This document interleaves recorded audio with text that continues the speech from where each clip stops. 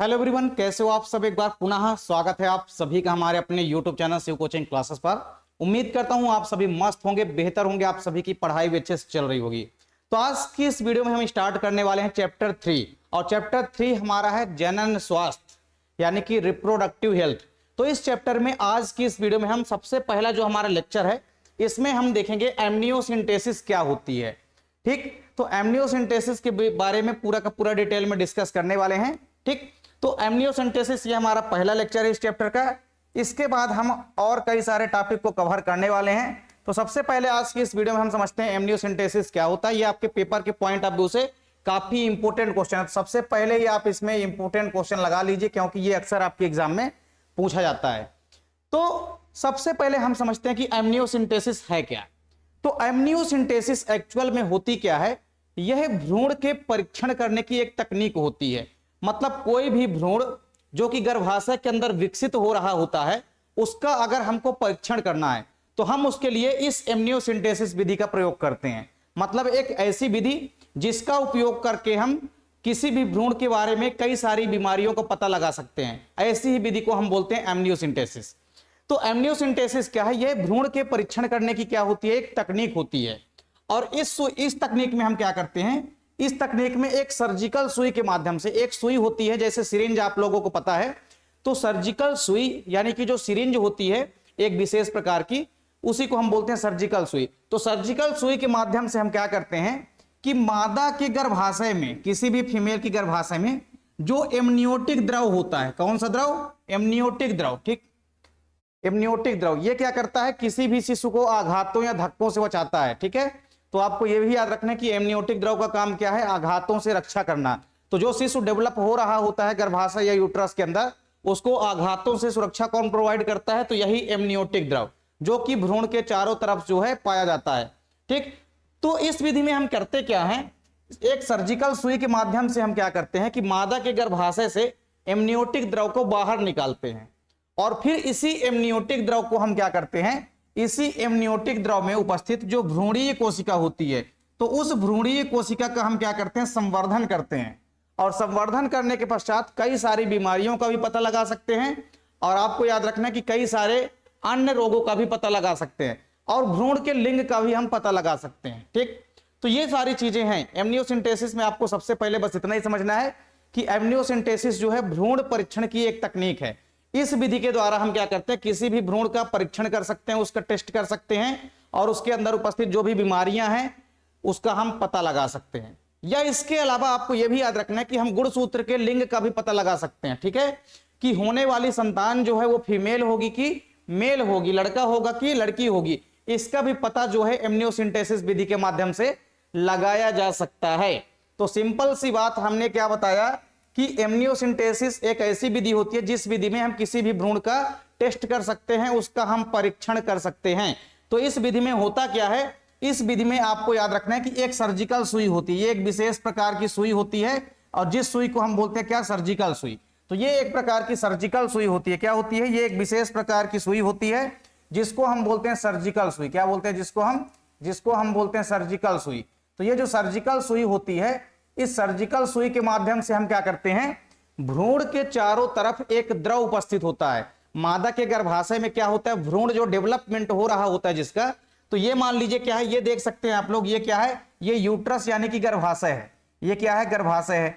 अब गर्भाशय की संरचना के अंदर आपको क्या देखने को मिल रहा है कि पूरा का पूरा ये जो गर्भाशय की संरचना है इसके अंदर ये जो भ्रूण है ये डेवलप हो रहा है। ठीक है, ये भ्रूण जो है डेवलप हो रहा है। अब इस भ्रूण के चारों तरफ आप देख पा रहे हैं कि इस भ्रूण के चारों तरफ एक विशेष प्रकार का द्रव भरा होता है। क्या भरा होता है, एक द्रव भरा होता है। तो भ्रूण के चारों तरफ जो द्रव भरा होता है इस द्रव को हम बोलते हैं एमनियोटिक द्रव। क्या बोलते हैं, एमनियोटिक द्रव। तो इसी एमनियोटिक द्रव को इस सर्जिकल सुई के माध्यम से बाहर निकाला जाता है और फिर जब हम बाहर निकाल लेते हैं इस एमनियोटिक द्रव को, ठीक है, ये लिखा है एमनियोटिक फ्लूइड मतलब एमनियोटिक द्रव।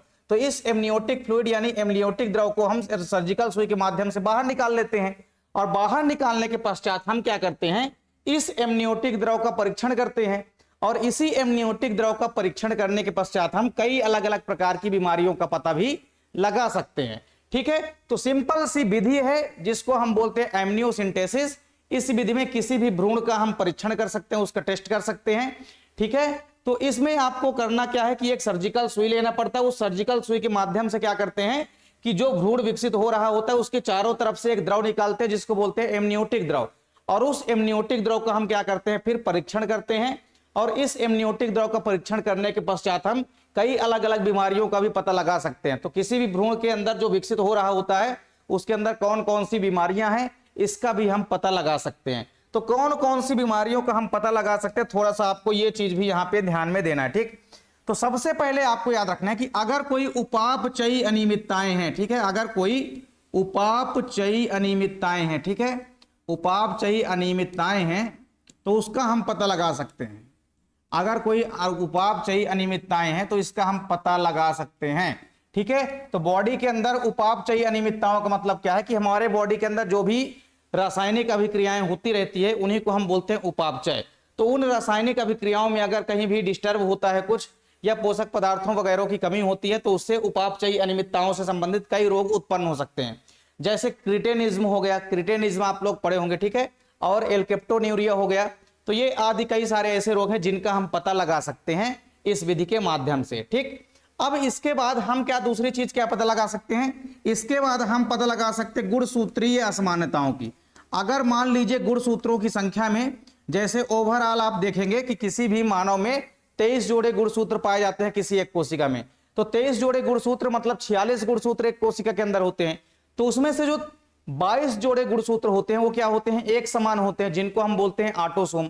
और जो 23वां जोड़ा गुणसूत्र होता है उसको हम बोलते हैं सेक्स क्रोमोसोम, यानी कि लिंग गुणसूत्र, ठीक है। तो जो लिंग गुणसूत्र होते हैं या लिंग गुणसूत्रों के अलावा बाकी जितने भी जोड़े होते हैं गुणसूत्रों के, तो टोटल एक कोशिका के अंदर आपको याद रखना 23 जोड़े होते हैं। तो 23 जोड़े गुणसूत्रों में से अगर किसी भी जोड़े में एक गुणसूत्र की कमी हो जाती है या एक गुणसूत्र की वृद्धि हो जाती है तो उससे गुणसूत्रों से संबंधित रोग उत्पन्न हो जाते हैं, ठीक है। तो गुणसूत्रीय असामान्यताओं के कारण कई सारे रोग उत्पन्न हो जाते हैं, ठीक है, और उन रोगों को हम क्या बोलते हैं, सिंड्रोम बोलते हैं। क्या बोलते हैं, सिंड्रोम।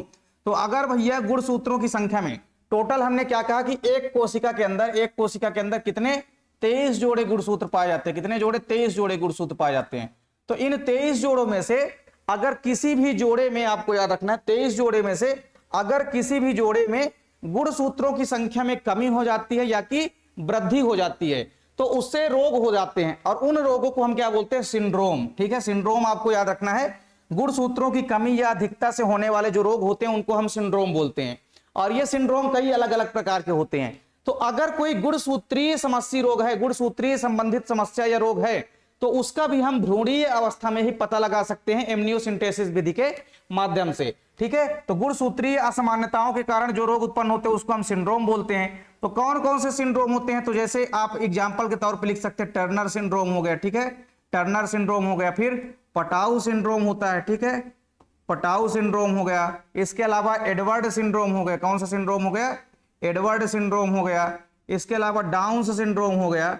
तो आदि कई सारे सिंड्रोम वाले रोगों का पता लगा सकते हैं। मतलब भ्रूणीय अवस्था में ही हम किसी भी भ्रूण के अंदर कौन कौन सी गुणसूत्रीय संबंधी कौन कौन से रोग उत्पन्न हो गए हैं इसका भी हम पता लगा सकते हैं। तो किसी भी भ्रूण के अंदर अगर कोई भी उपापचयी संबंधित अनियमितताएं हैं या उनसे संबंधित कोई रोग है तो उस रोग को हम भ्रूणीय अवस्था में ही पता लगा सकते हैं। तो एमनियोसेंटेसिस विधि का यह फायदा है कि हम भ्रूणीय अवस्था में ही किसी प्रकार से होने वाले गुणसूत्रों से संबंधित जो रोग होते हैं उनका हम पता आसानी से लगा सकते हैं, ठीक। इसके अलावा एक और चीज है, इसके अलावा हम भ्रूण के लिंग का भी पता लगा लेते हैं। किसका, इसके अलावा हम भ्रूण के लिंग का भी पता लगा सकते हैं। इस विधि के माध्यम से भ्रूण के लिंग का भी पता जो है लगाया जा सकता है, ठीक है। जो होने वाली संतान है वो पुत्र होगी कि पुत्री, ठीक है, डॉटर होगी कि सन, तो पुत्र होगी होने वाली संतान की पुत्री होगी, इसका भी भैया हम क्या कर सकते हैं, पता लगा सकते हैं आसानी से। किसके माध्यम से, एमनियोसिंथेसिस विधि के माध्यम से, ठीक है। तो सिंपल सा आपको याद रखना है कि एमनियोसिंथेसिस एक ऐसी विधि होती है जिस विधि में हम भ्रूण का परीक्षण करते हैं, ठीक है। और इसके लिए हम करते क्या हैं, तो सिंपल सी है कि इसके लिए हम क्या करते हैं, एक सर्जिकल सुई लेते हैं और इस सर्जिकल सुई के माध्यम से हम भ्रूण के चारों तरफ जो एक द्रव उपस्थित होता है जिसको हम क्या बोलते हैं, एमनियोटिक द्रव। तो भ्रूण के चारों तरफ उपस्थित जो एमनियोटिक द्रव होता है इसको हम सर्जिकल सुई के माध्यम से बाहर निकाल लेते हैं और फिर इस एमनियोटिक द्रव का हम क्या करते हैं, परीक्षण करते हैं। और फिर एमनियोटिक द्रव का परीक्षण करने के पश्चात हम कई सारे होने वाली विकृतियों का यानी कि रोगों का हम पता लगा सकते हैं। तो एमनियोटिक द्रव का कार्य हमने आपको क्या बताया कि ये जो एमनियोटिक द्रव होता है, ये एमनियोटिक द्रव क्या करता है, धक्कों से या आघातों से बचाता है। ठीक है, ये क्या करता है, आघातों से बचाता है। तो आघातों से किसको बचाता है, ये आघातों से सुरक्षा प्रदान करता है। तो आघातों से किसको सुरक्षा प्रदान करता है, तो भ्रूण को। जो विकसित हो रहा भ्रूण होता है उस भ्रूण को आघातों से सुरक्षा प्रदान करता है कौन, यही एमनियोटिक द्रव। इसके अलावा एक क्वेश्चन और आपसे अक्सर पूछा जाता है कि जो भ्रूण होता है, इस भ्रूण के चारों तरफ आपको याद रखना है कि 4 भ्रूणीय झिल्लियां होती है। देखिए जनन स्तर 3 बनी थी, आपको जनन स्तर में नहीं जाना, जनन स्तर अलग है और भ्रूणीय झिल्लियां अलग होती है। तो अगर आपसे कोई पूछे कि जनन स्तर कितनी बनती हैं, तो 3 बनती हैं, एक्टोडर्म, मेसोडर्म और एंडोडर्म। यही तीनों जनन स्तर क्या करती थी, शरीर के सभी अंगों का निर्माण करती थी।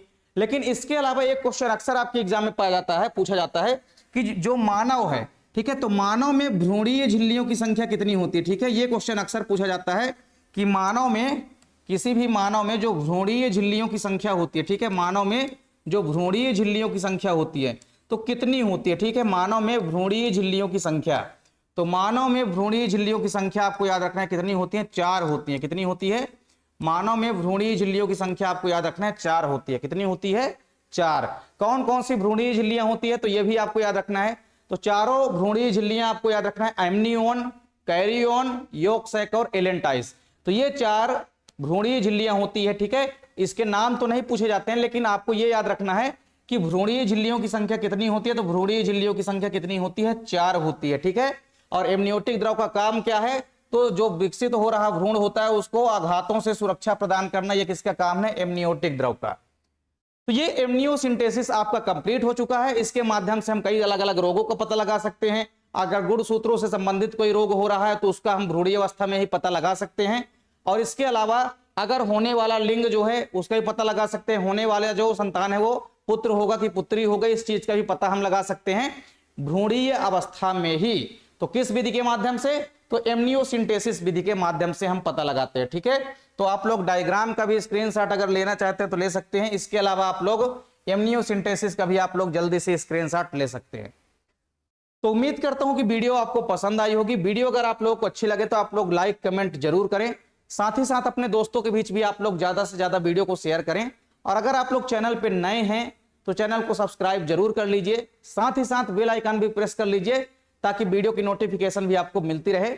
मिलते हैं आप लोगों से नेक्स्ट वीडियो में, तब तक के लिए जय हिंद, वंदे मातरम।